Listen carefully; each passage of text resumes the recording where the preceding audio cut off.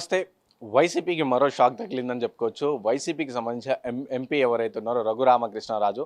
So, finally అతను కూడా రాజీనామా చేశారు. సో, చాలా వరకు అంటే వైసీపీలో ఎంపీగా కొనసాగిస్తున్న అటు వైసీపీ పైన గానీ, జగన్ పైన గానీ చాలా వరకు తీవ్రంగా విమర్శలు కూడా కురిపించడం జరిగింది. అంటే వైసీపీలో ఉండుకుంటూనే తన పార్టీ పైన చాలా సార్లు విమర్శలు చేశారు. అండ్ తన పార్టీ చేస్తున్న పనులు లేదని చెప్పేసి అండ్ కరెక్ట్ కాదని చెప్పేసి ఎళ్లి కేంద్రానికి కూడా చాలా సార్లు కంప్లెయింట్స్ కూడా ఇవ్వడం జరిగింది. సో, దీనిపైన చాలా వరకు పార్టీలో తన అసంతృప్తితో కొనసాగుతూ అండ్ అలాగే జనసేన, టీడీపీతో కూడా చాలా మిత్రపక్షంగా ఉండి అండ్ చాలా వరకు వాళ్ళతో సంప్రదింపులు జరుపుతూ ఉంటుండే.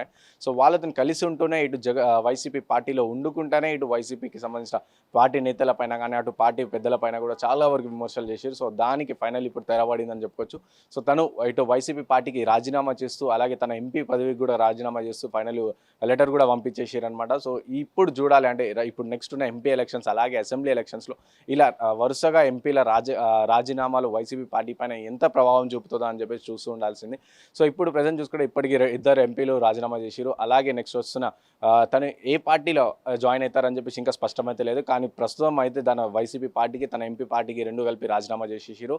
సో, నెక్స్ట్ ఏ పార్టీలో జాయిన్ అవుతారని చెప్పేసి వేచి చూడాల్సిందే.